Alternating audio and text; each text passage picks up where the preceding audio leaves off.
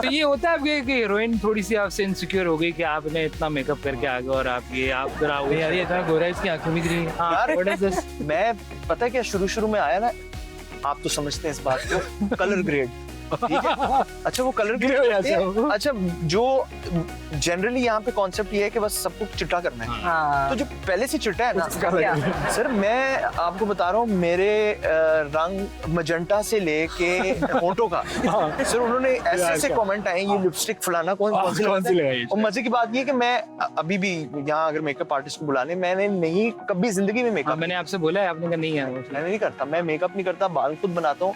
और मैं कहता हूँ यार बाद में जो रिजल्ट आएगा बड़ा खराब है सर, क्योंकि वो आना बुरा ही है। मैं आपको बता रहा हूँ, वो आपके पिंक अगर आपके होंठ हो गए हैं तो वो तो आना ही है। अगर आपने उसको कलर ग्रेड नहीं किया तो आपके ऑरेंज भी देखे मैंने अपने होंठों पर। यार आपके सामने अगर ऐसर खान आ गए तो उन्होंने तो करानी ट्रीटमेंट ज्यादा।